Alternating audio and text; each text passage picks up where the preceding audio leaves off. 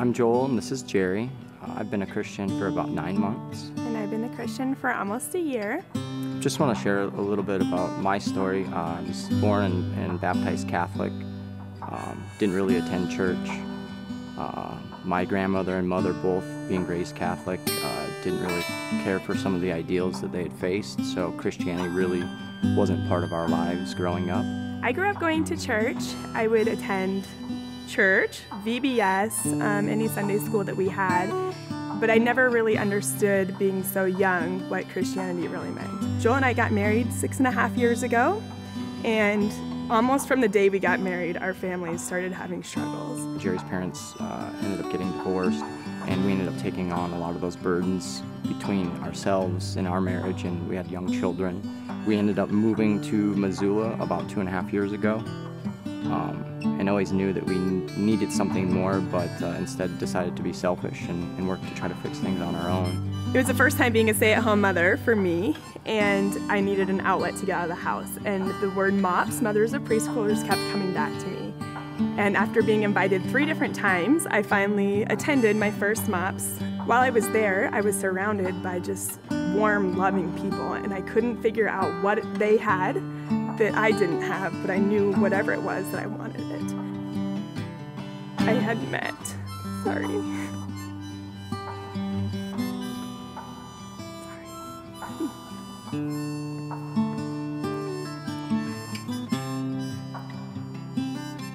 I met some women who have come to be very dear friends to me, and they ultimately led me to Jesus, invited me to Shack, and that hole that I had been feeling for a really long time just started to be filled.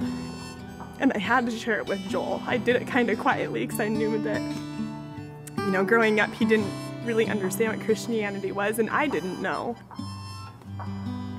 Whatever it was inside of me, I had hunger, and I had to fulfill that for myself. And so we started coming to Shack, gave our souls to Jesus Christ, and because of that, our relationship with each other has been amazing, like a 180-degree turn. We've been more patient with our children.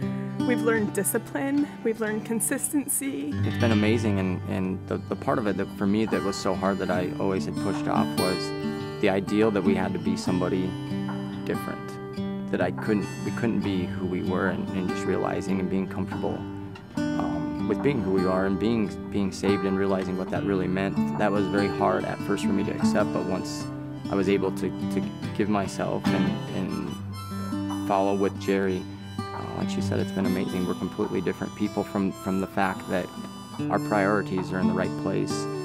We're working on being less selfish.